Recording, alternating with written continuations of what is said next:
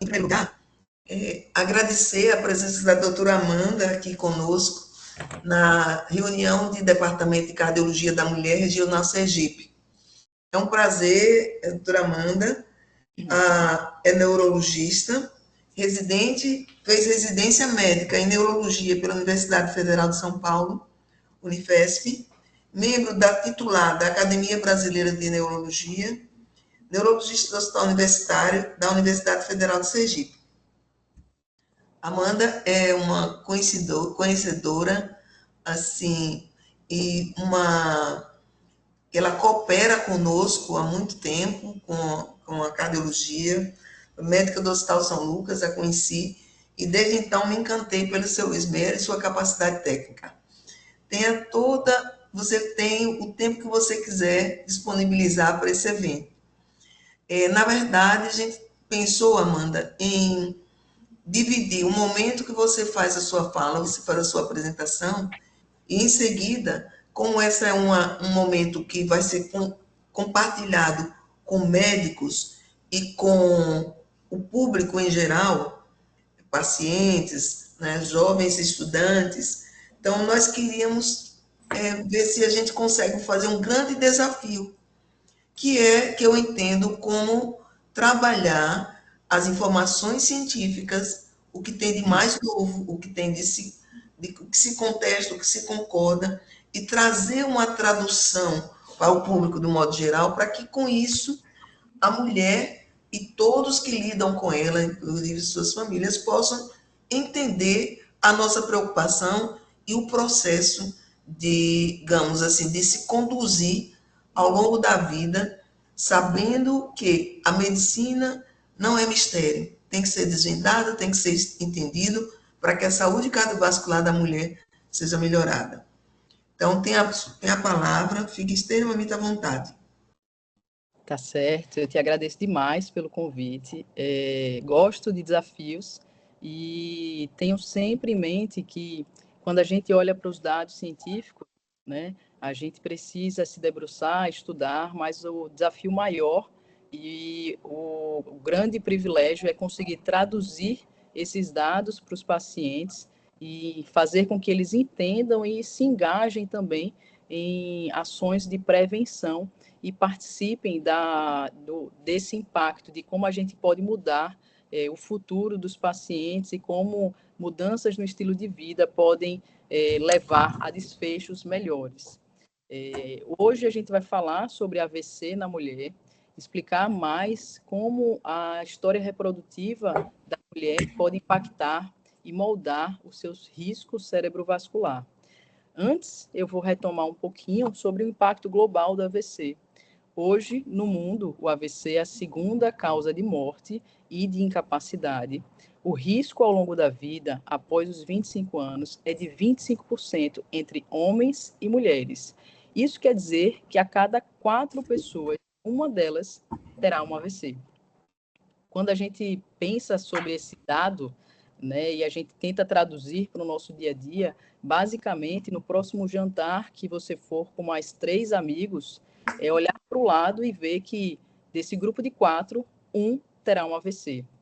E com essa prevalência tão grande, um impacto enorme em graus de incapacidade, a gente precisa destrinchar fatores de risco que sejam passíveis de intervenção. Habitualmente, quando a gente fala em AVC, vem à mente os fatores de risco tradicionais: dislipidemia, diabetes, tabagismo, hipertensão. Mas existem alguns fatores e algumas condições que são próprias das mulheres e que tornam esse grupo diferente dos homens e que aumenta ao longo da vida o risco nessa grupo populacional. Muito desse risco está correlacionado com a história reprodutiva da mulher. Então, vamos navegar nos próximos slides sobre essa mulher e sobre em quais momentos e que particularidades na vida da mulher podem aumentar esse risco cerebrovascular. Aqui a gente começa com um dado muito importante, que as mulheres jovens entre 20 e 54 anos, elas têm um risco menor de AVC. Mas esse risco muda. Isso muda principalmente na transição menopausal. E é nessa faixa da vida que a gente precisa ter um olhar mais atento. Se a gente olhar para o aumento da expectativa de vida e olhar para uma mulher que entrou na menopausa aos 50 anos, temos que 1/3 da vida da mulher ela está após a menopausa. Então, é um período muito extenso e que não pode ser negligenciado. Antes disso, a mulher está sob a proteção estrogênica, mas existem momentos específicos da vida da mulher que elevam o risco cerebrovascular. Aqui a gente tem 3 cenários clínicos de jovem, uma mulher na meia-idade e uma mulher já na transição menopausal, e que expõe alguns pontos que merecem uma atenção especial. Eu vou começar expondo esses casos clínicos e falando um pouquinho sobre essa mulher com casos ilustrativos, para que a gente entenda como a gente pode abordar a mulher, como a gente pode direcionar melhor a nossa forma de estabelecer prevenção.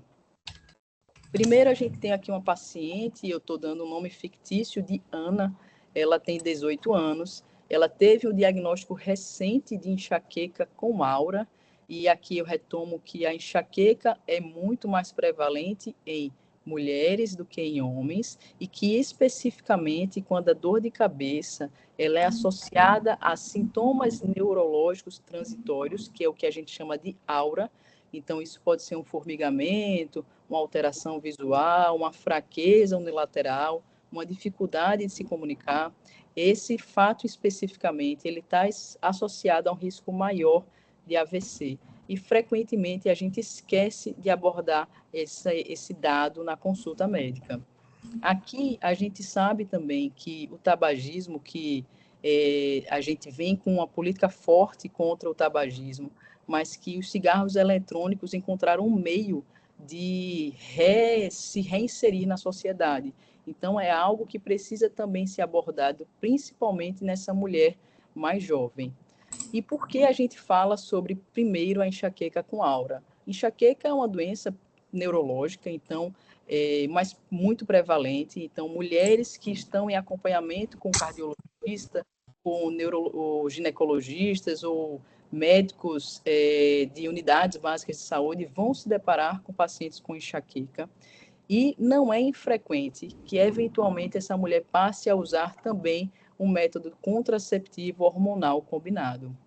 Quando a gente olha para a enxaqueca puramente, existe um risco de AVC maior, aumenta em 3 vezes esse risco, mas o risco absoluto ele continua baixo, porque não se espera que uma mulher jovem tenha AVC.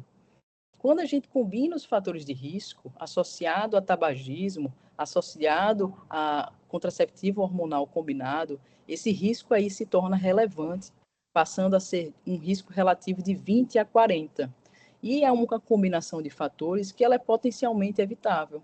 A enxaqueca com aura é uma condição crônica e que tem tratamento, mas não tem cura. Mas fatores como o tabagismo, eles são passíveis de uma abordagem, um tratamento direcionado para a cessação de tabagismo, e o método contraceptivo, ele pode ser selecionado considerando essas comorbidades, pensando no método que seja mais seguro para essa mulher jovem. Em relação ainda à contracepção em gestação, ainda que a gente tenha é comum que a gente associe a contracepção hormonal a um risco maior de eventos trombóticos. Mas é importante lembrar que a gestação ainda é um momento de risco maior. Então, é importante que essa mulher opte por um método contraceptivo mais eficaz, mas que não esteja exposta também ao risco de uma gestação não planejada. Voltando para o cenário clínico, considerando essa mulher de 18 anos que estava ali no início da faculdade, e a gente conseguiu conversar sobre fatores de risco e mitigar alguns cenários, e a gente conseguiu alcançar a cessação de tabagismo e mudou o método contraceptivo dela. Por volta dos 32 anos, consideramos que Ana agora ela pensa em engravidar. E aí a gente vai retirar o método contraceptivo e ela está lá com o DIU, a gente tirou o DIU. Dos 32 aos 36 anos, Ana tentou engravidar, mas não conseguiu. Posteriormente, com técnicas de reprodução assistida, então mais uma exposição hormonal, ela conseguiu engravidar.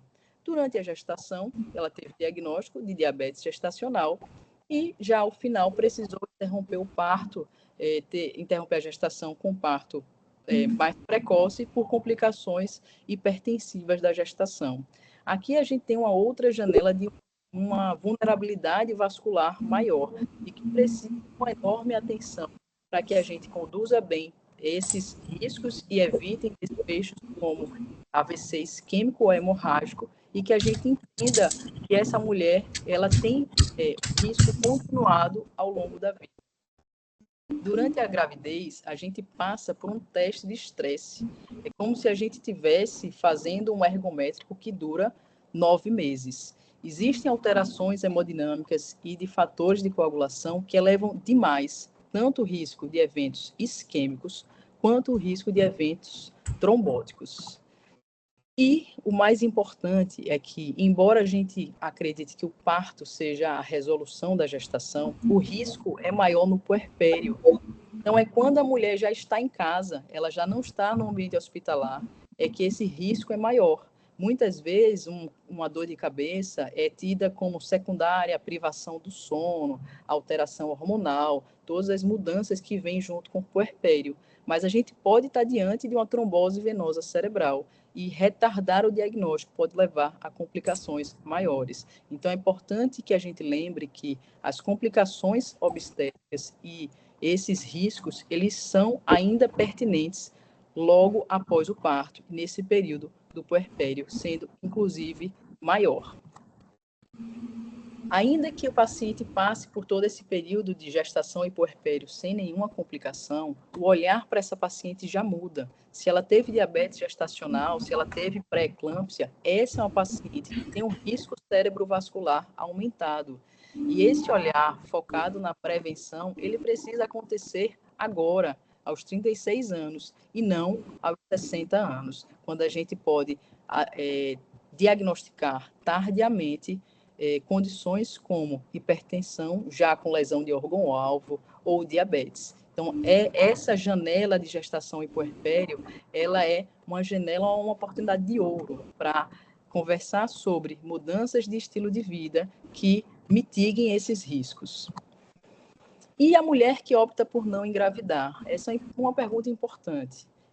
Algumas mulheres não engravidam por condições ginecológicas que podem dificultar a gestação. Então, a gente sabe hoje que endometriose também aumenta o risco cerebrovascular e que o que antigamente chamava de síndrome de ovário policístico também leva ao aumento de risco cerebrovascular.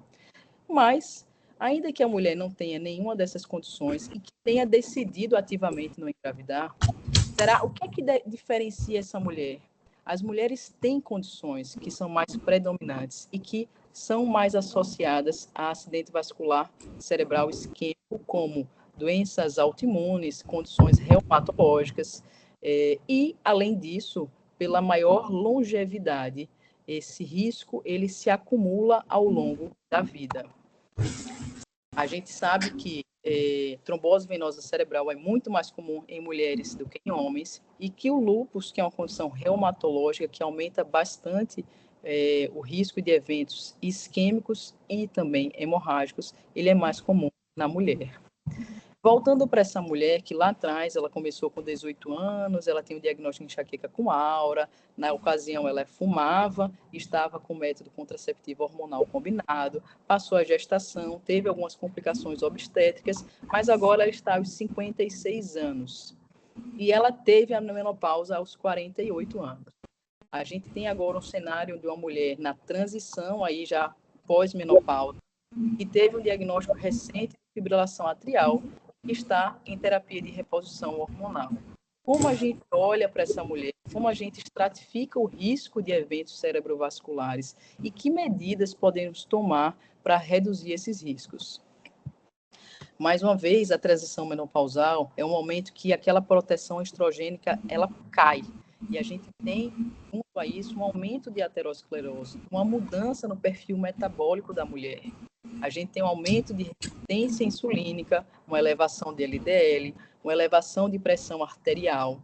E tudo isso deixa marcas no cérebro e nessas alterações vasculares com repercussão tanto do ponto de vista cognitivo, como em risco de eventos cerebrovasculares. E o que é que a gente pode fazer para mudar isso? A gente tem como meta reduzir aquela proporção lá, aquela incidência de 1 em cada 4. E aquele número vale para homens e mulheres. Após os 65 anos, esse dado se torna ainda mais alarmante para as mulheres. Dos 65 anos em diante, as mulheres passam a ter um risco de 1 em cada 2 para AVC ou demência, enquanto os homens, esse risco é de 1 em cada 3. Então, basicamente, é jogar uma moeda para cima e ver para que lado ela cai. O que é que a gente pode fazer para mudar isso? Principalmente, tentar direcionar essa anamnese, para tentar identificar melhor as mulheres que têm um risco maior. Então, na hora que a gente começa a avaliação da mulher, a gente precisa perguntar sobre história reprodutiva, idade de menarca, complicações obstétricas, idade de menopausa. É importante também abordar os sintomas relacionados a essa transição menopausal. Eu volto a dizer que 1/3 da vida da mulher ela é pós-menopausa. Às vezes, a depender da longevidade, é metade da vida após a menopausa. Então, esse momento ele precisa ser olhado com mais atenção. Como a gente vai avaliar o risco cardiovascular? Que biomarcadores podem ser utilizados? E quais as metas devem ser buscadas? Temos várias limitações em relação aos estudos clínicos que abordam de uma forma geral a população geral, sem individualizar homens e mulheres. Mas, se o risco cerebrovascular ele está tão relacionado com a fase reprodutiva da mulher, e se existe uma diferença tão importante após a transição menopausal, por que não individualizar esse risco? Será que não deveríamos buscar metas diferentes para mulheres? Será que essa história de reprodutiva e complicações obstétricas não deveriam ter um impacto em como a gente define, como a gente trata essa mulher? Quais mulheres seriam candidatas à terapia de reposição hormonal e como fazer isso de forma segura. Esses são temas que precisam de uma abordagem multidisciplinar. Aqui tem que estar o neurologista, o cardiologista, o ginecologista, o clínico, todos precisam participar dessa discussão para que a gente consiga cuidar melhor da mulher. Então, por fim, a gente precisa entender que cada capítulo da história reprodutiva da mulher, ela escreve silenciosamente uma parte da sua história vascular. Nossa responsabilidade é aprender a ler essa história antes que ela se manifeste como um AVC. Queria agradecer a oportunidade de apresentar esses dados. Aqui estão as referências bibliográficas e agora acho que a gente pode discutir e conversar melhor sobre cada um desses pontos levantados. Parabéns, Amanda. Excelente apresentação, prática, bem objetiva e de uma expansão assim imensa, um entendimento muito maior. Realmente a mulher de uma complexidade assim que a todo instante a gente tem que estar em mente. Principalmente o profissional não só o profissional médico, mas todos os profissionais que lidarem com a mulher de modo geral. Por exemplo, a atenção básica, nós temos a atenção básica, atenção primária de saúde. É extremamente importante que as pessoas são envolvidas, que elas entendam, né, essa complexidade para que se possa avançar na prevenção, que se possa avançar no cuidado. Eu perguntaria, assim, eu vou deixar, ver se tem alguém, quem tiver interesse de fazer a pergunta, levante a mão, que a gente tem um certo controle aqui, fica atento para que possa ficar bem à vontade, né, Amanda? Acho que pode permitir que as pessoas se manifestem para tirar suas dúvidas.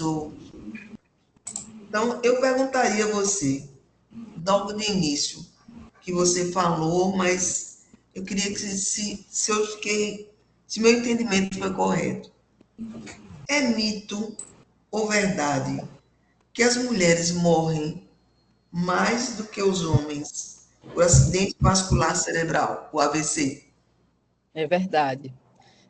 Como eu falei, o risco da mulher, ele não é linear. Em 54 anos de idade, essa incidência ela é maior nos homens, mas essa curva ela se inverte após a transição menopausal.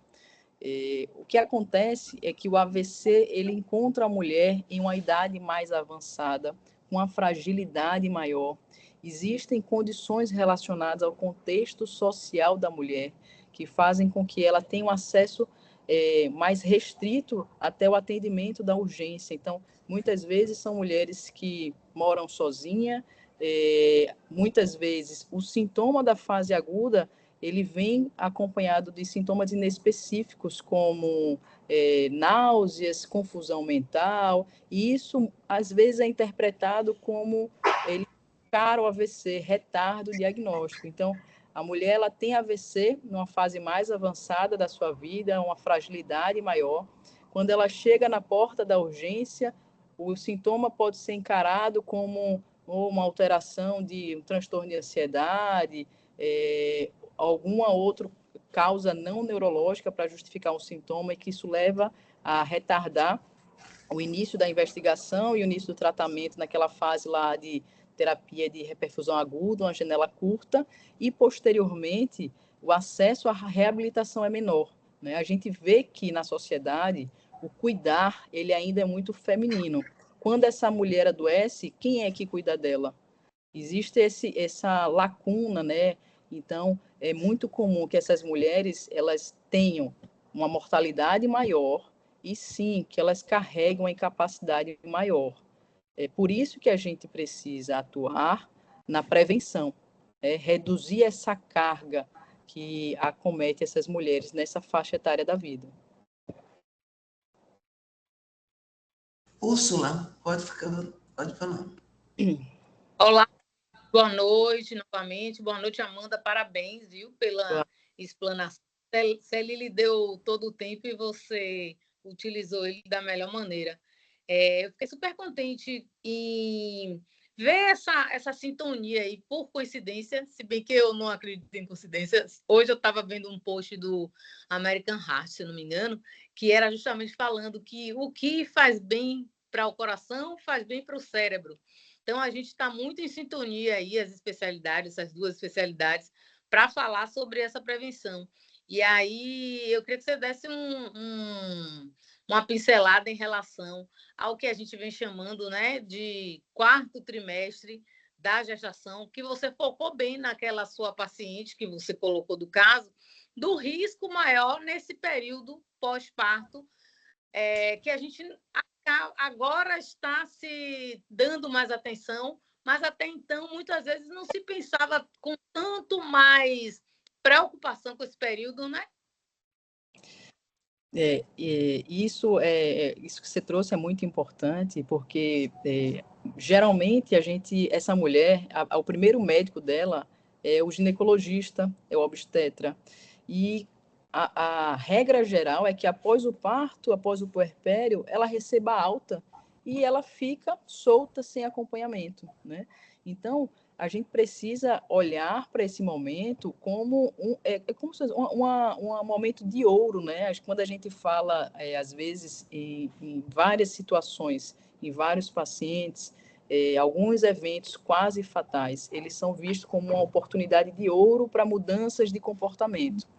Passado aquela janela de oportunidade, a chance de a gente conseguir uma mudança de estilo de vida, uma adesão a comportamentos mais saudáveis, ela reduz.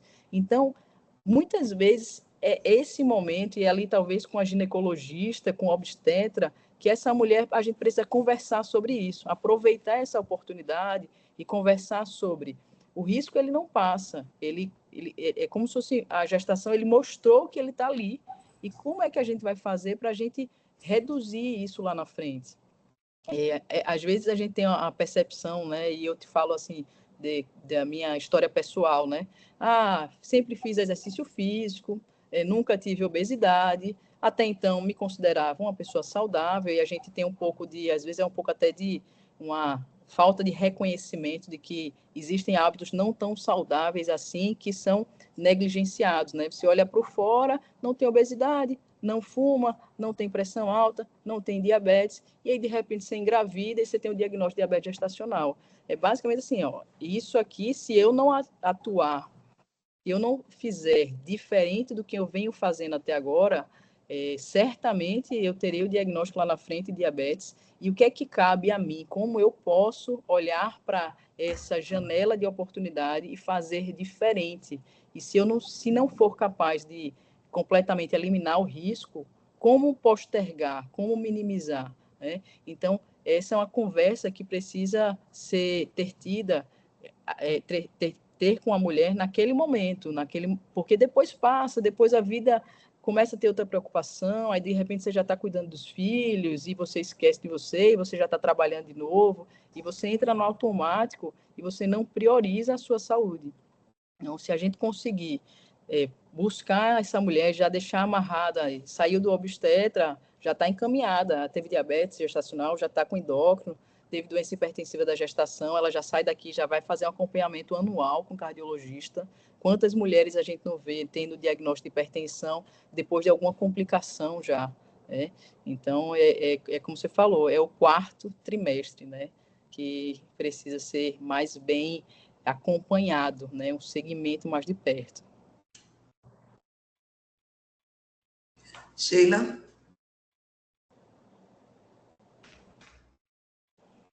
Parabéns, doutora Amanda, excelente explanação, realmente.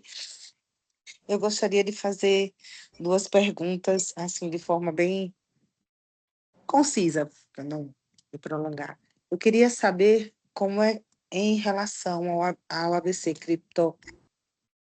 criptogênico em mulheres, como é que nós estamos hoje, à luz desse cenário, e no caso da paciente que tem FOP, porque a gente tem uma incidência de FOP também maior em mulheres, e eu tenho visto, ao longo desses anos, que a gente só poder intervir quando o paciente faz o AVC.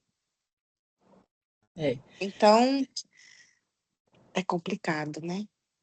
Vamos lá. Sobre a primeira pergunta, que é o AVC criptogênico, a forma como a gente investiga ele muda de acordo com a faixa etária da mulher. Então, mulheres mais jovens, a gente precisa realmente buscar condições autoimunes, trombofilias, doenças reumatológicas, que podem aumentar o risco desse evento nesse perfil de paciente. Foi bom que você trouxe esse dado do FOP, que a gente sabe que é comum uma relação, uma associação entre enxaqueca com aura e forame oval patente. Mas a gente também já sabe que não há benefício de fechar o forame oval patente com uma prevenção primária. É possível que, selecionando melhor os pacientes, estudando melhor esse grupo, a gente chegue a respostas diferentes. Mas hoje, acaba que é como você falou, o fechamento do FOP, ele entra como uma prevenção secundária. Ele não entra como uma prevenção primária. Hoje a gente tem, continuando nessa linha, critérios para análise do FOP de padrões ecocardiográficos, principalmente da tunelização desse FOP, da extensão, e aí os especialistas aqui presentes em eco entendem muito mais do que eu, que não sou ecocardiografista, e aí a gente já fica com essa paciente, como é que eu vou dizer, com a mão coçando, né? Porque para fechar, porque assim, é complicado, doutor. Eu tive uma paciente que dentro do período de internamento, ela fez 3 eventos. Toda vez que ela tinha um evento, ela fazia um acidente isquêmico transitório, e aí diziam para ela que era um quadro de distúrbio neurovegetativo e aprontavam a alta. Quando ela aprontava a alta, ela fazia outro, até que o último ela bateu a cabeça na pia do banheiro dentro do Primavera. E aí a coisa ficou um pouco mais complicada, a família ficou altamente revoltada. E quando nós pedimos para que fosse feito de qualquer forma o eco transesofágico, porque como nós estávamos tendo eventos de repetição, eram eventos que revertiam em menos de 24 horas, não eram eventos relacionados à afasia, era evento com localização de dimídio que revertia, a gente começou a ficar, né, preocupado realmente. E aí fechamos o FOP dela. Ela não tinha, fizemos a ressonância sequenciada, ela não fez uma lesão parenquimatosa, nenhum foco que tivesse dito assim, não, fez um AVC isquêmico, não, foram 3 episódios transitórios.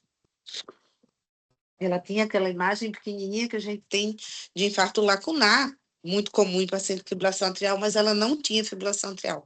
Aí a gente fechou, tem 5 anos, que a gente fechou esse FOP. Essa paciente não teve mais nada. Até a qualidade de vida dessa mulher melhorou no sentido que ela perdeu o medo. Ela tinha medo de ficar só, porque foi assim, foi angustiante. Então, às vezes, eu fico nessa dúvida, porque apesar de que a gente, quando tem um FOF, dificilmente a gente vai ter um AVC com uma isquemia extensa de cerebral média, não é um AVC de fibrilação atrial, mas às vezes a gente tem lesões para suco calcarino, diminuição da visão. É complicado. Eu juro para a senhora, eu fico com a mão coçando para fechar logo esse FOP. Quando eu vejo, principalmente quando eu pego uma mulher no climatério ou já na fase menopausa. Mas muito obrigada, sua aula maravilhosa, viu? Quando você fala assim do FOP, né, a gente sempre precisa lembrar que a condição é muito prevalente na comunidade, né? Então a gente olha para esse FOP e precisa pensar qual a chance de ele estar, né, de ele ser a causa, o mecanismo químicos, né? Na transição menopausal aumenta muito também a incidência de fibrilação atrial. Então eu acho que a gente precisa esgotar, né, o que a gente tem de arsenal para investigação, para também não ter o risco de fechar um FOP não ocupado, né? Basicamente, que a gente precisa saber qual a chance dele ser ocupado. Com esses eventos isquêmicos recorrentes, numa mulher jovem, sem outros fatores de risco, e com alterações anatômicas, né, que aumentem o risco dele estar relacionado aos eventos, eu acho que é para considerar, né, a intervenção.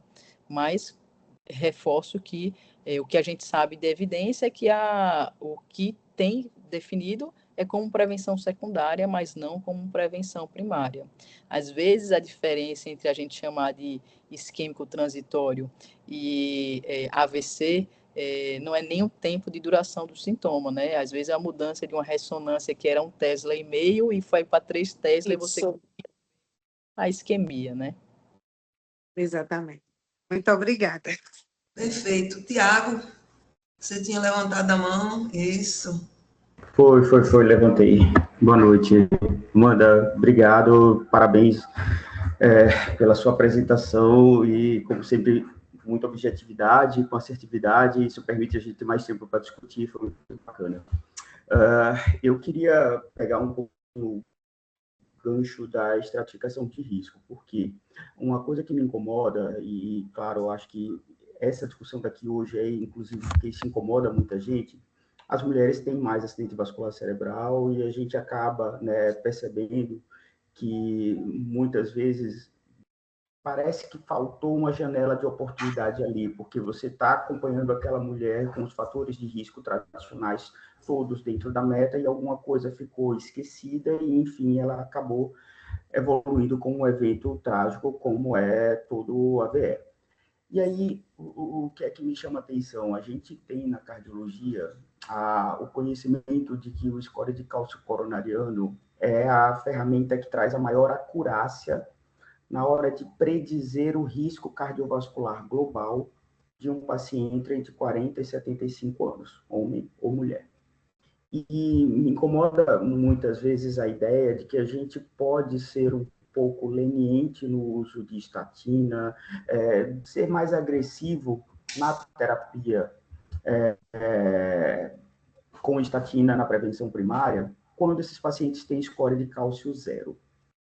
Principalmente quando eu olho o cérebro, quando eu fico analisando a ideia da doença cerebrovascular. E me vem a pergunta, eu já busquei isso e nunca encontrei, talvez porque eu não tenha buscado na fonte correta, e aí é onde você pode me ajudar.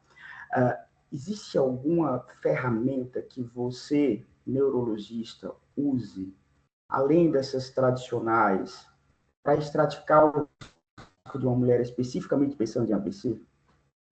Não tem. Essa é uma limitação, é uma lacuna no nosso conhecimento. Os estudos não separam homem e mulher, embora a gente saiba que existam diferenças enormes em termos de a biologia reprodutiva da mulher e essas questões que surgem com a transição menopausal. Precisa de aumentar, né, de olhar melhor para esse grupo, tentar individualizar mais, mas hoje, em termos práticos, a gente não tem uma escala que consiga olhar melhor para esse risco. E aí a gente acaba fazendo medidas de prevenção geral e que estão deixando essas mulheres descobertas, né? Esse dado desse último trabalho, a partir dos 65 anos, as mulheres têm 50% de chance de ter AVC ou demência. Onde é que a gente está errando, né? Onde é que a gente pode trabalhar para diminuir esse risco? Então, sabidamente, esse grupo tem ficado às margens do conhecimento. A gente precisa estudar melhor para conseguir ter estratégias mais efetivas. Nenhuma pista, então. Ainda não, é um bom objeto de estudo. Maria Lobão.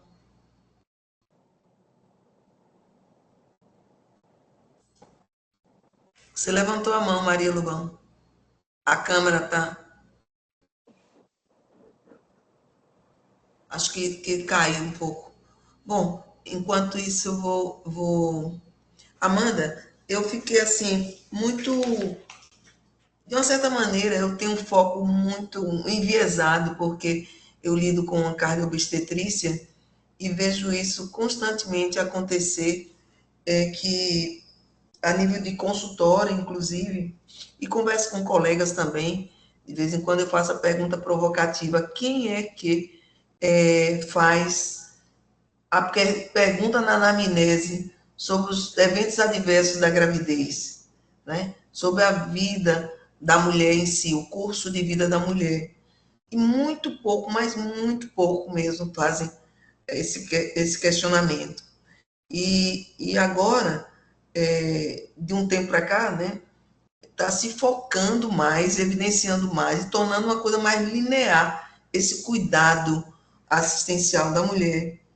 O que é que você concorda comigo que a gente precisa, de repente, trabalhar mais aquilo? Esse é um objetivo desse encontro, trabalhar mais, tornar mais evidente, para que as pessoas, inclusive, que não são médicas mesmo, que elas suscitem dos seus profissionais, tragam essa informação. Eu faço isso no ambulatório da cardiologia lá na Unip, e eu acho que tem dado muito resultado. Eu venho falando, e de repente, não sei se eu estou como enviesada, né, se eu ausculto enviesada, mas o que você acha disso? De a gente estimular, de toda oportunidade, a gente está trazendo esse conhecimento ao público. Eu concordo com você. Quando a gente faz aqueles modelos de anamnese, nós com os médicos, e aí eu falo também dos alunos, né, mas em outros momentos éramos nós nessa posição, A gente pergunta sempre, antecedentes pessoais, aí pergunta, tem pressão alta? Tem diabetes? Fuma? Bebe? Mas dificilmente a gente pergunta, com que idade foi a sua menarca? Teve alguma complicação na gestação? Teve alguma complicação após o parto? Isso a gente acaba esquecendo. É como se a mulher chega, às vezes, você vai avaliar uma mulher com 50 anos, é como se essa parte da vida dela não fosse mais importante. Passou, ficou para trás. E, na verdade, não é. Isso é algo que a gente precisa incluir na nossa anamnese. Hoje, a gente olhar melhor para esse risco e talvez no futuro a gente conseguir utilizar isso para mudar metas, né? Como essa mulher ela teve diabetes, ela tem hipertensão e ela teve pré-eclâmpsia. É diferente? Muda? Será que a gente precisa olhar de uma forma diferente? Ou é uma mulher que não tem nem diabetes, ela não tem hipertensão, mas teve pré-eclâmpsia, ou mais teve diabetes gestacional. Como é que a gente vai olhar para esse grupo? É como se essa parte da história da mulher ela se apagasse. A gente, como resolveu, ficou lá para trás, a gente esquece de perguntar ativamente nas nossas avaliações e a gente precisa estar atento ao quanto que isso tem repercussão décadas após. E é importante que a gente busque, vá atrás, entenda melhor como foi, né? Qual o tempo de exposição ao estrogênio ela teve? Essa mulher, ela tem uma exposição posteriormente a estrogênio em doses suprafisiológicas, né? É a mesma lacuna de conhecimento que a gente tem em relação às mulheres trans. São mulheres que fazem uso de hormônio para afirmação, né, uma transição de gênero, e que a gente ainda não conhece bem. O risco é diferente, como abordar essas questões, como a gente avaliar esse risco, como incluir isso nas estratégias de prevenção primária. Então, é estratégia mesmo. Você sabe que nós estamos agora num projeto com a Secretaria Municipal de Saúde para fazer treinamento com toda a equipe de saúde, toda a equipe de A a Z, né, com os agentes, com tudo que faz, são os captadores, para que a gente justamente eduque em termos dos fatores de risco cardiovasculares específicos da mulher, inclusive, né? Incluindo isso, que é um gap. No meu consultório, ninguém chega espontaneamente e diz. E quando a gente fala na maternidade, você teve hipertensão em outra gestação anterior, elas às vezes não, mas foi só, a maneira é essa, foi só durante a gravidez. Eu não tive mais. Né? Resolveu, né? Esqueceu. Exatamente, como se não tivesse sido isso o gatilho. Então, é norma de gente orientar essas mulheres, que aí foi a bandeirinha vermelha. Ó, o red flag. Vamos correr atrás de uma saúde melhor, mais capacitada. Milena? Boa noite. Queria parabenizar a Amanda pela aula. E toda vez que a Amanda sabe que eu a vejo, mexe um pouquinho comigo, né, Amanda? Essa aula em especial mexe muito, não é pouco, não. E aí, quando a Amanda fala do sexo feminino e às vezes a queixa não ser mais valorizada, aconteceu comigo, né? Porque eu cheguei na emergência e o primeiro diagnóstico foi um distúrbio vestibular periférico. Então, a paciente não tão jovem, né, Amanda, que eu já estava com os seus 44 anos, mas que vinha num quadro viral, e aí já pensa um pouco em ansiedade e tudo, e o diagnóstico não foi tão correto. E aqui eu trago meu agradecimento especial à Amanda, porque quando eu não a conhecia, mas um médico reconhece outro, né? Quando faz um exame físico bem feito. E quando a Amanda chegou e fez o exame físico, minha gente, eu tremia. As coxas faziam papapá, eu já sabia o diagnóstico. Eu falei, meu pai do céu. E eu tentei convencê-la a não pedir a ressonância. Eu falei, Oh, você entendeu tudo errado. Não precisa. Você lembra, Amanda? Dei trabalho.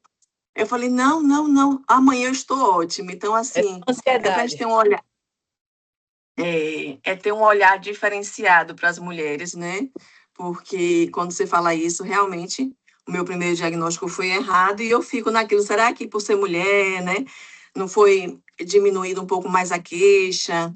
O exame físico foi feito mais rápido? E essa baixinha aí, olha, uma baixinha falando de outra, ela é danada. O exame físico dela é de tirar o chapéu, né? Só parabéns, a aula para mim não é surpresa. E eu queria fazer uma pergunta, Amanda. Em pacientes que têm enxaqueca com áurea, né? Você mostrou por risco maior de AVC. E essas pacientes, no período de menopausa, sintomas, e aí a reposição hormonal nessas mulheres? Porque não é uma contraindicação clássica, mas você sugere mais fazer uma via transdérmica. Como é que você aborda essa mulher na menopausa, que tem indicação, está sintomática de reposição hormonal, mas ela é aquela paciente que trata a enxaqueca com álcool, faz tratamento. Eu tenho até um caso assim no consultório, faz exercício físico, cuida da alimentação, tem os tratamentos de crise, entendeu? Tenta fazer acupuntura, tudo. Essa paciente sintomática na menopausa, você contraindica? Você prefere a via transdérmica? Fale um pouquinho, por favor. Eu costumo falar que nós, como médicos, somos gerenciadores de riscos, né? Então, de forma bem prática, enxaqueca com aura não contraindica a terapia de reposição hormonal. Quando a gente fala naquela mulher jovem, né, eu quis trazer isso, mas porque é muito comum que eu pego a paciente que vem para mim com enxaqueca já com o método contraceptivo hormonal combinado, e a gente sabe que existem opções mais seguras. A gente esquece, às vezes, de perguntar melhor sobre essas características de dor de cabeça, né? E, às vezes, até a mulher, a própria paciente, quando você pergunta, tem dor de cabeça? Tem uma dor de cabeça normal. E às vezes a gente deixa passar e a onda de cabeça normal, não valoriza, não vai atrás e acaba perdendo esse diagnóstico. Então, lá atrás, o que a gente sabe hoje é que hoje os métodos contraceptivos, né, eles costumam ter uma dose menor de estrogênio e isso já confere um risco menor. Eu reforço que o risco absoluto ele continua baixo, né, mas é algo que a gente pode evitar essa combinação de fatores. Quando a gente traz para a mulher nessa transição menopausal, não existe essa relação tão direta entre uma enxaqueca com aura aumentar esses eventos trombóticos, mas dentro das escolhas a gente sabe que evitar aquela passagem hepática, então a via transdérmica, ela é mais segura, e isso pode ajudar a individualizar melhor qual o tratamento que você vai fazer para essa mulher.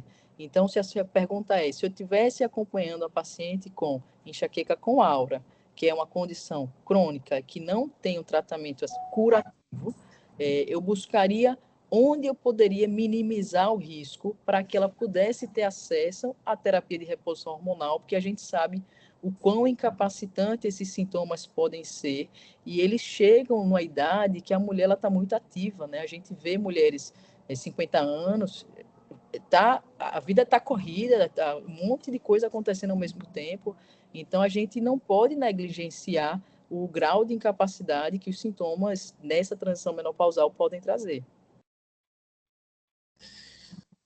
Temos. Perfeito. Sim. Vai continuar? Alô, oi? Pode seguir. Ah, tá. Marília Lobão.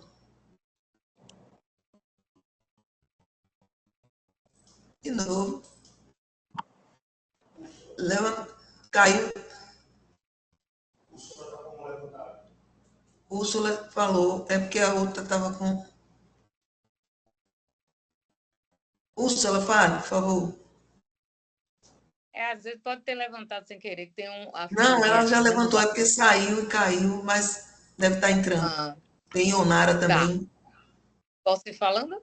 Pode ir falando, pode. Então, aproveitar só um ganchinho aí da conversa sobre a cefaleia, mas antes de falar com o Tiago, você falou da angústia, né, do score de cálcio, e aí é importante lembrar que, apesar de fato, a gente fica angustiado com, muitas vezes, ser, aspas, leniente com o score de cálcio zero, lembrar que ele realmente é uma ferramenta robusta, mas com qualquer ferramenta vai ter um ou outro ali que vai escapar, né, da nossa mão. Mas lembrar que nem o estudo MESA, que foi o estudo que valorizou tanto, que colocou o score de cálcio nesse papel, tinha cerca de 56% de mulheres, o que, para a época, até é uma grande novidade, porque a maioria dos estudos que a gente, das coisas que a gente faz hoje, é baseado em estudos que nem tinham tanta mulher, né? Então, talvez isso seja um ponto para a gente se sentir um pouquinho mais tranquilo, mas, óbvio, você tem toda a razão, que a gente precisa individualizar e tentar refinar mais essa estratificação. Mas a pergunta sobre cefaleia, aproveitando também o quadro de Milena, que a gente conhece, e, assim, quais seriam as características? Porque cefaleia, de fato, é um sintoma que pode, aspas, ser tudo ou nada, e muitas vezes a gente fica na dúvida do quanto valorizar, às vezes a gente valoriza mais a intensidade ou a frequência, mas aí eu queria ouvir de você, nesses cenários assim, de pensar numa trombose ou de pensar em um AVC, que cefaleia é essa que vai me chamar mais atenção? Então, eu vou puxar esse gancho aí, esse cenário da trombose, porque acontece muito nessa situação de uma mulher jovem, você acredita que a cefaleia seja só mais uma cefaleia, mas a gente precisa olhar melhor para essa história e tentar identificar os sinais de alarme. Então, uma dor de cabeça que piora quando você deita merece uma atenção especial. O mais comum quando a gente pensa num quadro de enxaqueca é que a dor melhore com repouso. Geralmente é aquela mulher que fala assim, nossa, a dor vem, aí eu preciso ir para um lugar escurinho, deitar, ficar no silêncio e a dor, ela vai passando. Então, a mulher que deitou e teve piora da dor ou que acordou no meio da noite por causa da dor, esses são sintomas que nos fazem pensar que a dor de cabeça pode ser secundária à hipertensão intracraniana e a trombose venosa cerebral entra no diagnóstico diferencial. Obviamente, qualquer dor de cabeça que venha com sintoma neurológico focal não transitório, que a aura ela se resolve, né, espontaneamente, é um sintoma neurológico transitório, ele precisa ser avaliado na urgência. Outro ponto e que às vezes é negligenciado o quadro especificamente da trombose venosa cerebral, ele costuma ser uma cefaleia progressiva. A paciente ela está piorando, às vezes é a paciente que bate 3 vezes na porta da urgência. Mas é uma paciente que, em nenhum dos momentos, conversou-se com essa paciente sobre fatores de risco. Usa algum remédio, às vezes a paciente nem fala que usa contracepção, assim, você pergunta, usa alguma medicação? Não, aí anticoncepcional sim, como se nem fosse medicação, sabe? Então, é nesse perfil que você acha, né, você olha para a paciente na sala de espera e acredita, não, aí não é nada. E aí a paciente está voltando 3 vezes, né? Quando eu sempre falo para os alunos, né, olha, se a paciente está voltando 3 vezes, você é o terceiro médico a pegar essa paciente, não mande ela para casa.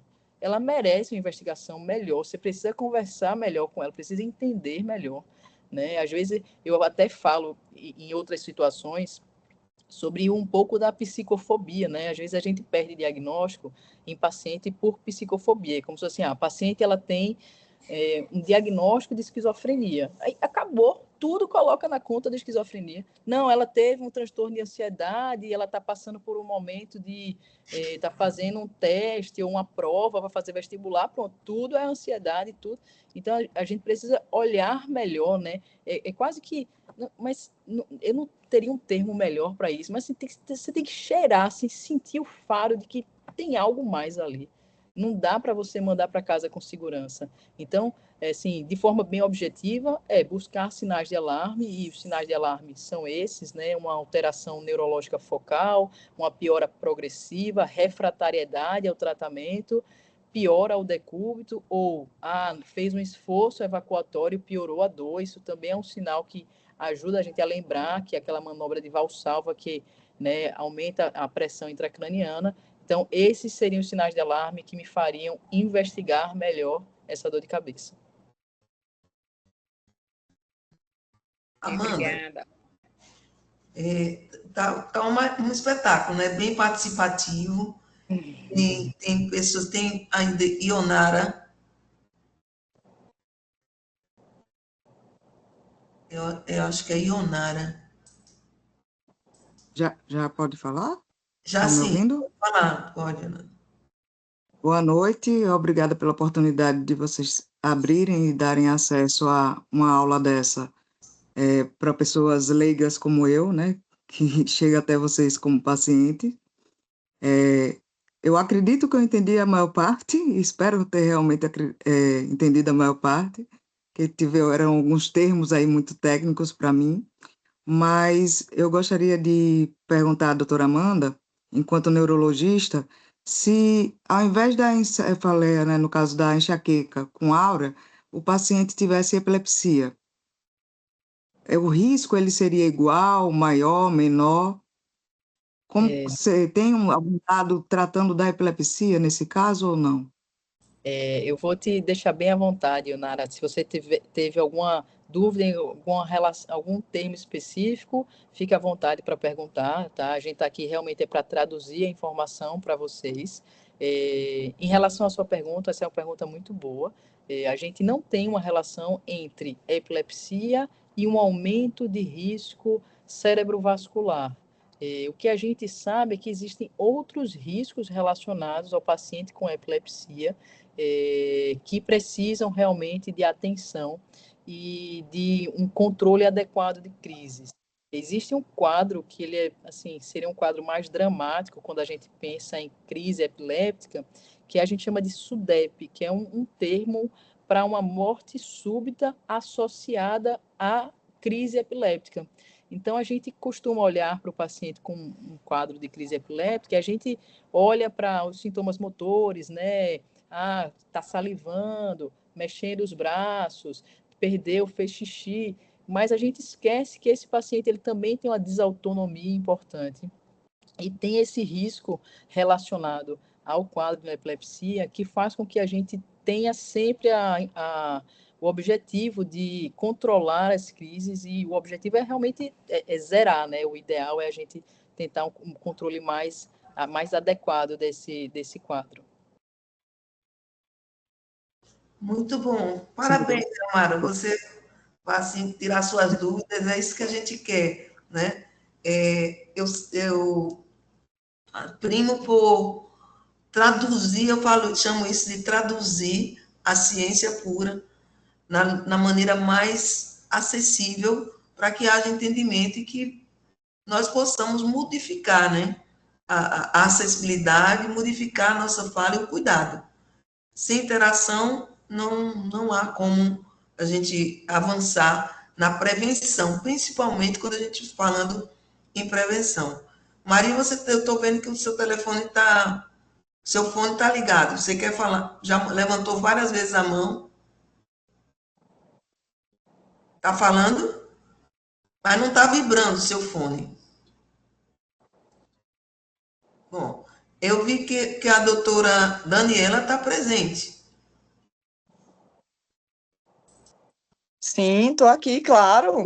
É nossa presidente do Departamento de Cardiologia da Mulher, né, regional Sergipe, que tenho a honra de estar como presidente do Departamento de Cardiologia da Mulher da regional, está sob seu comando. Então, isso é assim, é um privilégio. Então, coloca um pouquinho, você tem suas arritmias, né? Tem a fase da mulher jovem, a preocupação também, às vezes, se confunde com os AVCs. Parabéns, viu, Amanda? Excelente sua explanação, muito agradável, objetiva da gente assistir do início ao fim, inclusive a forma de responder as perguntas também. Meus parabéns mesmo. Em termos da questão das arritmias, que é minha área de atuação maior, eu penso sempre nesse contexto do sintoma palpitação, né? Que é um sintoma muito frequente no sexo feminino, é realmente muito frequente, e o quanto a gente precisa valorizar o sintoma, no sentido de realmente descartar a existência de algum tipo de arritmia, seja ela a fibrilação atrial, como foi abordado aqui, seja a taquicardia por reentrada nodal, que também é uma arritmia mais frequente no sexo feminino e que muitas vezes acaba com uma dificuldade grande de ser diagnosticada, porque se a paciente não fizer o eletrocardiograma naquele momento que ela está na crise de taquicardia, isso nunca vai flagrar adequadamente. E aí, sempre nessa questão nossa do sexo feminino, que muitas vezes, realmente, na nossa vida padrão, estamos sobrecarregada com demandas profissionais, filho e tudo mais, então fica que está ligada a alguma questão de ansiedade, né?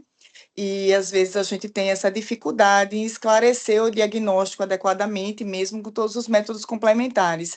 Mas fora isso, ressaltar que tanto foi falado aqui da questão da fibrilação atrial, que realmente é uma arritmia que tem a arritmia sustentada mais frequente e com um aumento de incidência com o envelhecer, e que a gente tem visto cada vez mais aquela ideia de busca ativa, né?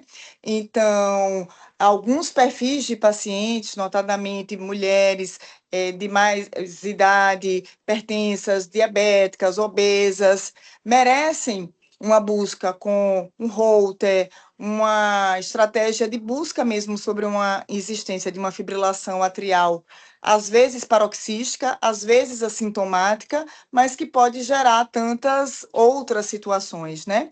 Então, faz parte dessa estratégia quando a gente investiga esse público feminino e principalmente de maior incidência de comorbidades, a gente buscar, né?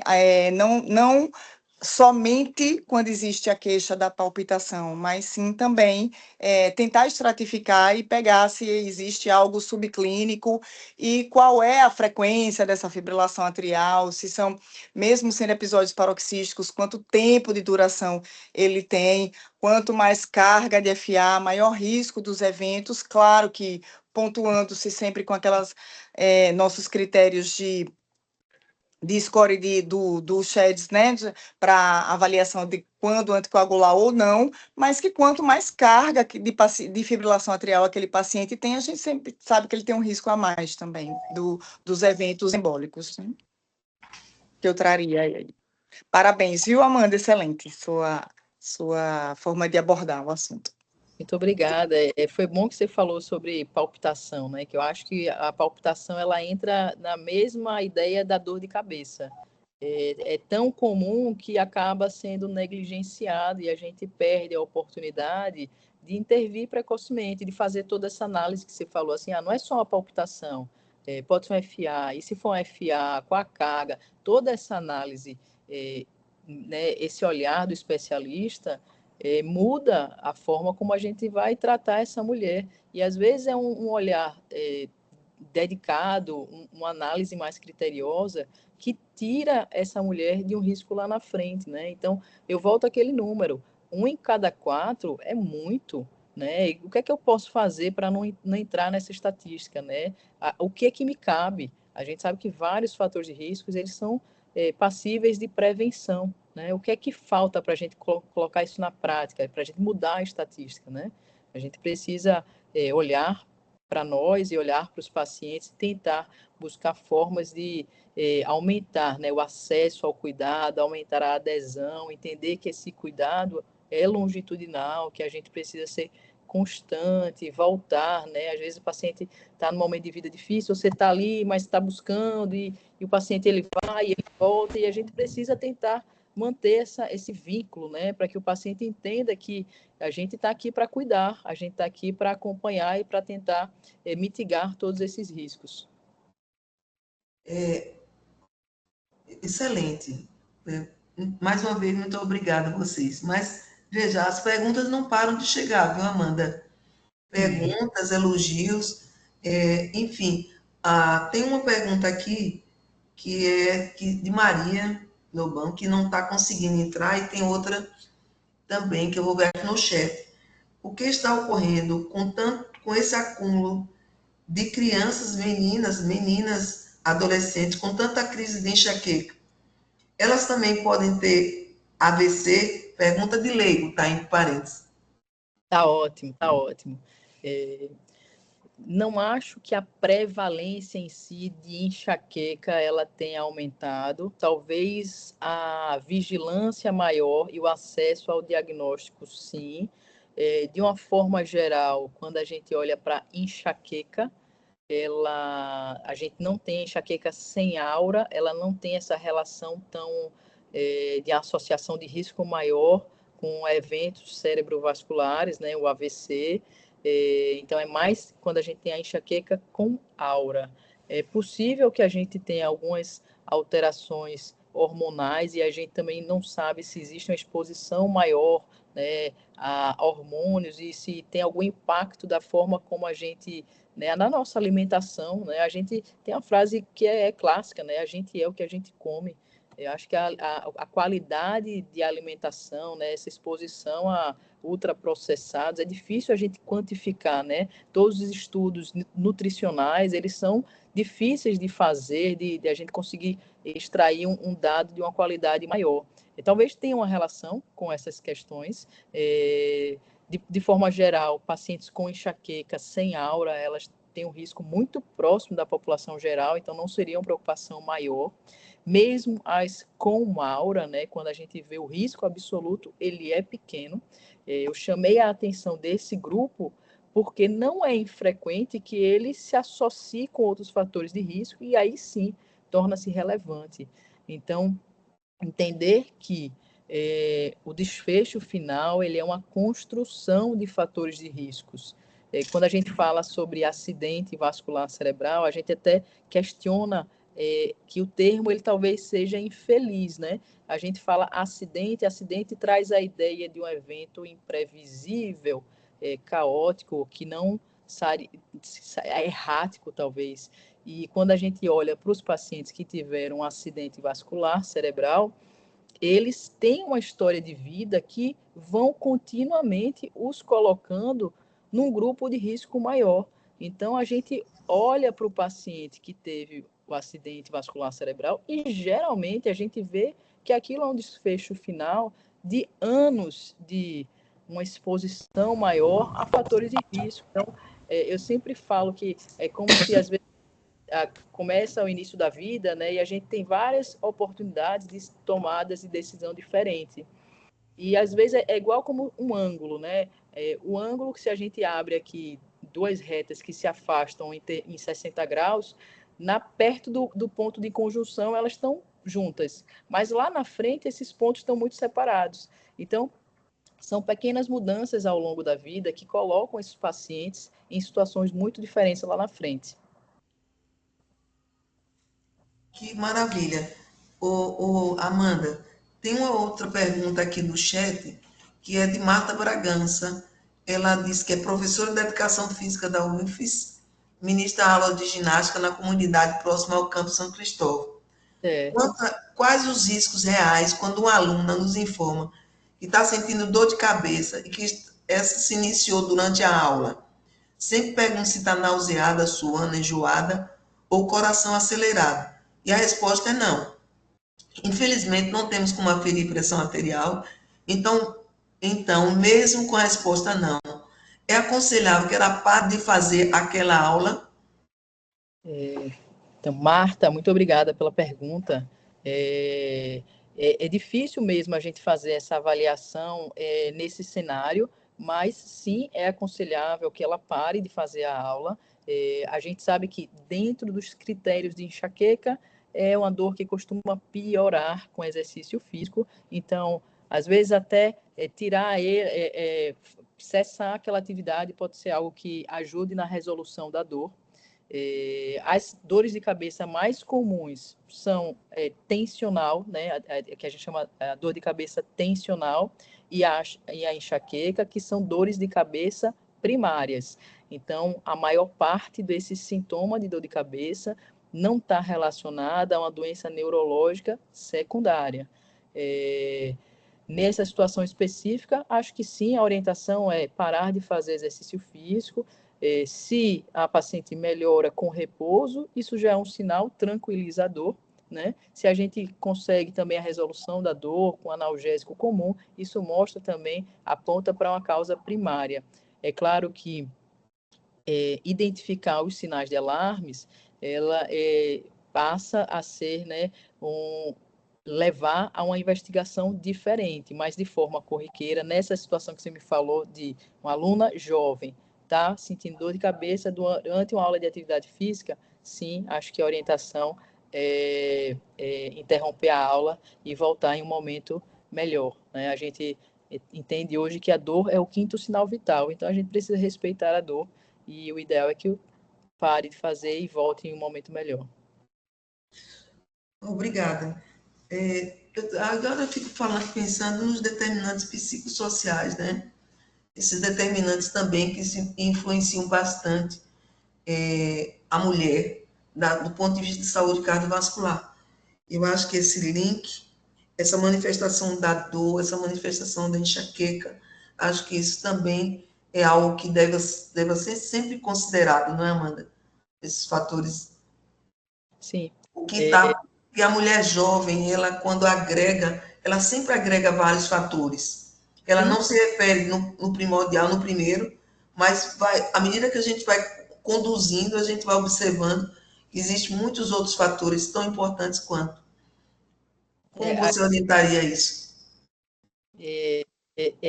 Isso que você falou, né, desses fatores determinantes, é como se a gente tivesse continuamente enchendo um saco com uma pilha, cada fator enchendo, e só lá na frente, quando a situação, se ela se torna mais, né, a olhos vistos, é que a gente começa a abordar. Então, a gente precisa realmente respeitar melhor nossos contextos sociais, olhar melhor para essas condições clínicas específicas da mulher, para ter um desfecho diferente. Então, a gente fica...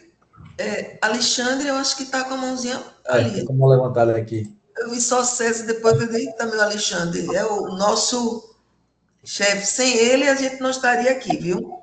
Nós não estaríamos aqui. Já pensou? Parabenizar a Amanda, excelente aula. Eu queria chamar a atenção, complementando o raciocínio da Daniela, mas que eu vejo como sendo talvez eu vejo muito pouco pedido de monitor de eventos em pacientes com suspeita de AVC criptogênico, certo? E é uma propedêutica bastante interessante, pouco invasiva, e eu praticamente não vejo neurologista solicitando isso. Né? Não sei qual é o motivo, não sei se... Eu já ouvi um comentário dizendo que acreditava que o convênio não liberaria, mas é um procedimento extremamente simples de ser feito, não é um procedimento caro, e que pode dar uma informação extremamente valiosa com a suspeita de AVC criptogênico. Né? Se não tem uma causa definida, então uma das possíveis causas pode ser fibrilação atrial paroxística, que não foi detectado nos exames de rotina, no Holter, por exemplo. Como a Daniela falou muito bem, né? O Holter ele tem a sua limitação. Ele é uma fotografia das 24 horas. Então, o Holter normal não quer dizer que essa pessoa não possa estar tendo fibrilação atrial paroxística. Então, eu queria a opinião sua. O que é que você acha? Como é que a gente poderia deixar isso mais azeitado? Não sei se existe algum protocolo, né? Se o paciente deveria receber alta já como monitor de eventos, né? Com alguma orientação para pelo menos pensar na possibilidade de fibrilação atrial. Eu acho que talvez, como você falou, né? Como é a sua área, né? E você sabe que o procedimento é não invasivo, ele é de baixo risco, ele é acessível, né? Do outro lado, nós como neurologistas, e aí talvez seja uma lacuna mesmo, né? Por falta de conhecimento. A gente está habituado a sempre, quase que vem, quando o paciente está com AVC, vem um algoritmo junto, e junto desse algoritmo vem um pacote de exames que precisam ser solicitados. é frequente que a gente esqueça do monitor de eventos como o próximo passo após um holter normal. E isso que você comentou de vincular a alta ao monitor de eventos seria um enorme ganho do ponto de vista de estratégia para garantir que, quando esse paciente volte ambulatorialmente, ele já traz uma informação mais acurada e traz dados melhores para que a gente possa estabelecer melhor e ficar mais tranquilo até em relação à investigação adequada de uma arritmia geralmente paroxística, né? Quando a fibrilação atrial a gente não encontra durante a internação hospitalar, a gente precisa considerar fortemente essa situação. E é como você falou, o holter para a fibrilação atrial é como um eletroencefalograma para uma epilepsia. Vários pacientes ficam frustrados porque tem crise epiléptica, mas nada apareceu no eletroencefalograma. Mas aí você tem um evento que acontece uma vez no mês e um exame de 20 minutos. A fibrilação atrial é o mesmo, né? Você tem uma monitorização de 24 horas, né?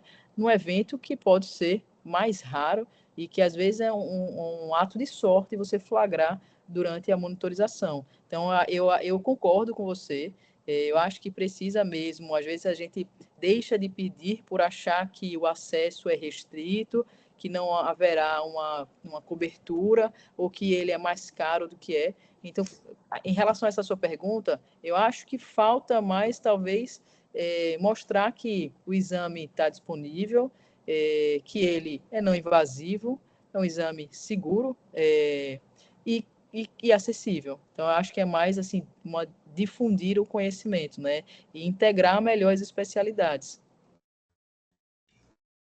Veja, é interessante, Amanda, porque, veja, o monitor de eventos, a gente tem a transmissão, o home monitoring, né, que ele transmite as informações por e-mail do médico. Então, a gente tem possibilidade de saber no dia seguinte se a pessoa fez uma fibrilação atrial, fez um episódio de fibrilação atrial, ela não precisa voltar na consulta para você saber. Então, você fez a fibrilação atrial hoje, amanhã o médico sabe, convoca o paciente e já inicia a anticoagulação.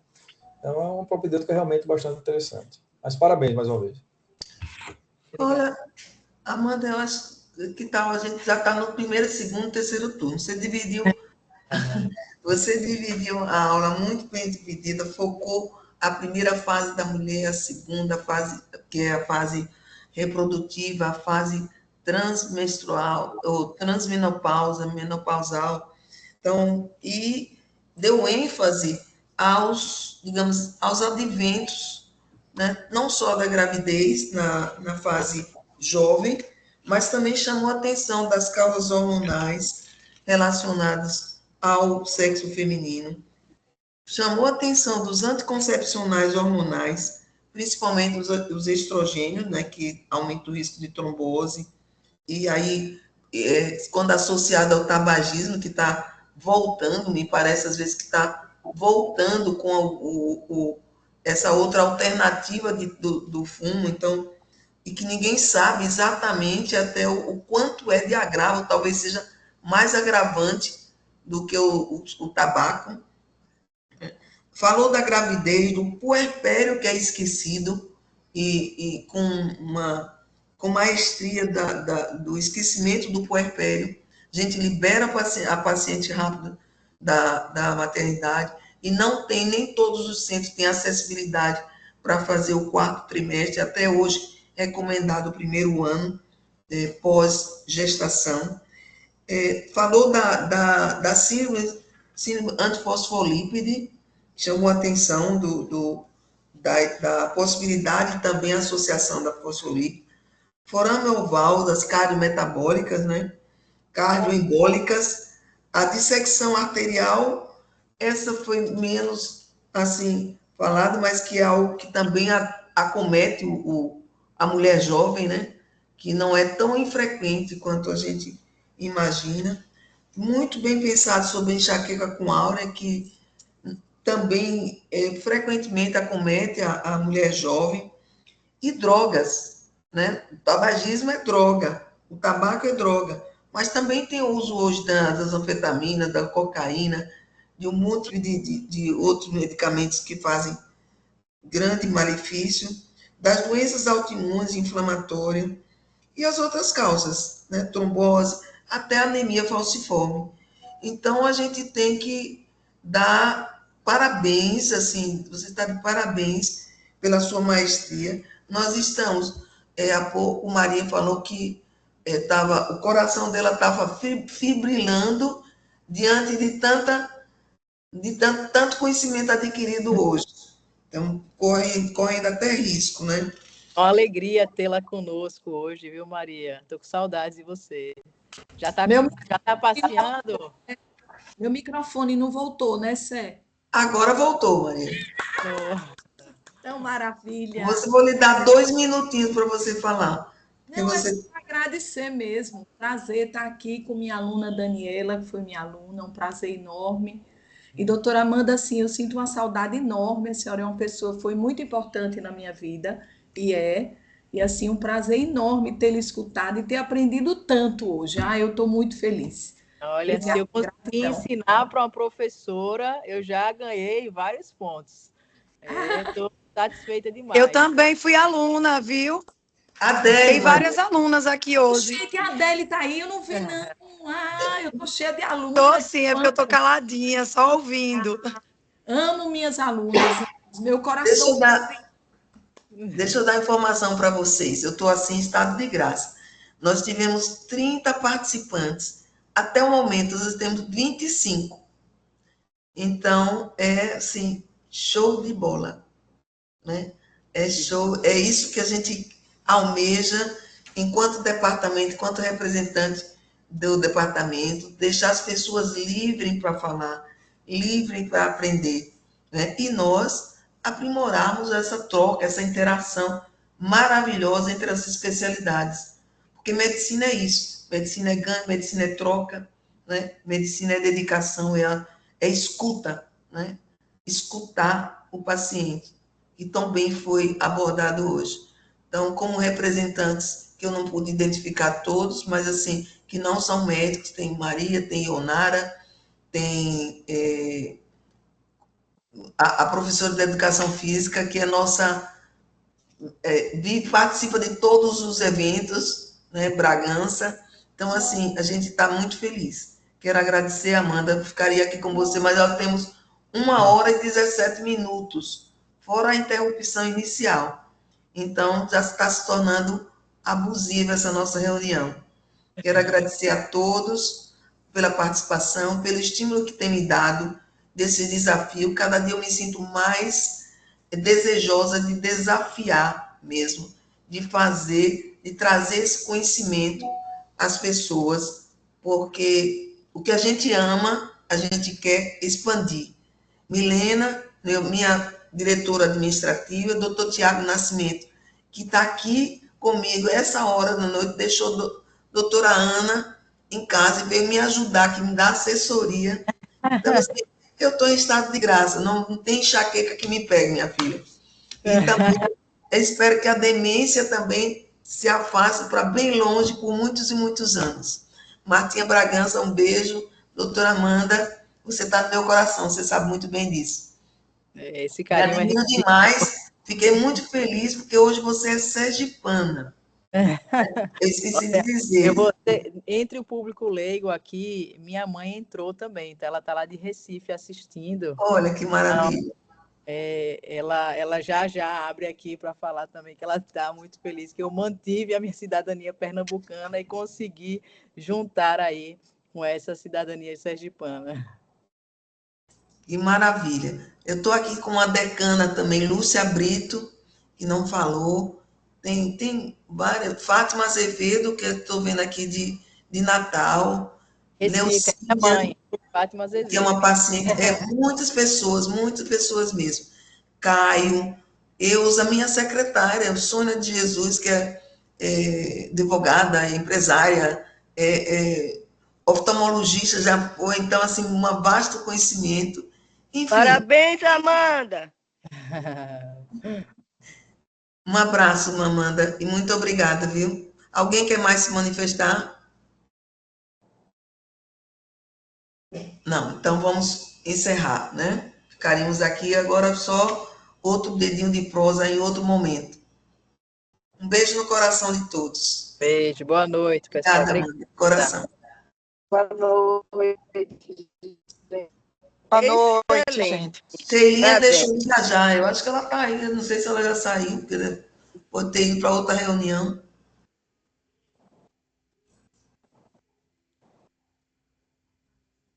Um abraço. Obrigada, Cé.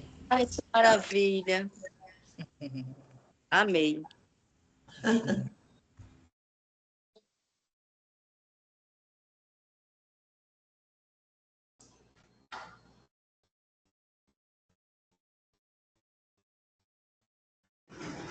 Tiago, maravilhoso, não foi? Eu acho que foi ótimo.